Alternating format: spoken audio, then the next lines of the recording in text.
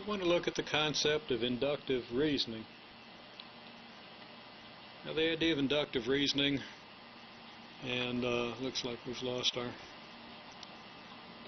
focus here. Let's see if we can get it back. Come on. There we go. The idea of inductive reasoning is you see a pattern and you induce that the pattern is going to continue. Now, you don't know for sure. You just expect that the pattern might continue. Let's say every day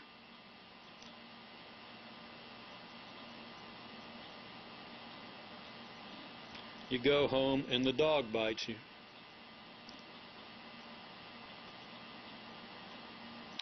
Well, then you might conclude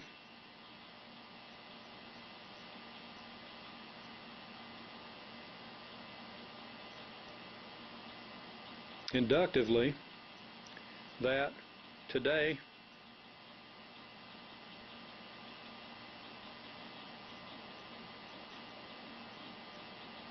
the dog will bite. Okay? Every day, let's say every day last month the dog bit you. It's not an assertion of a logical fact that every day the dog bites, but you observe that every day the dog bites. Then you're using inductive reasoning. Okay, now that might or might not take place. You might be lucky. The dog might be dead when you get home. Maybe somebody muzzled the thing. What are you doing with a dog that bites you every day anyhow? However, that's your business.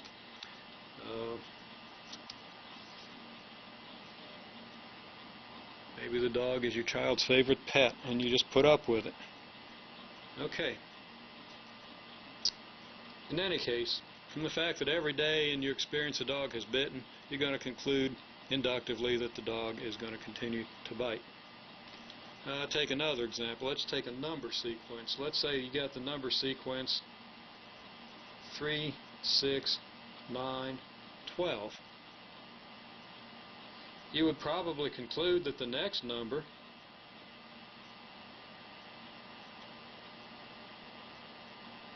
should be what? 15. Again, that's inductive.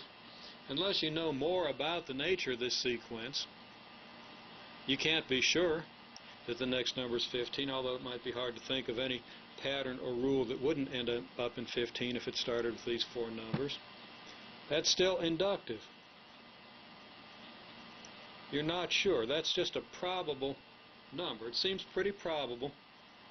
You'd probably want to bet money on it if you were a betting person, which is not something I recommend, incidentally, but you know, you feel pretty sure of that. Your text has many other examples of inductive reasoning, but the basic idea is that inductive is, we assume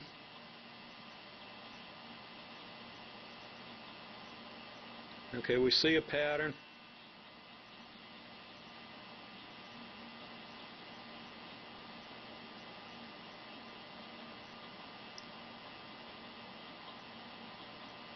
and we'll assume it will continue.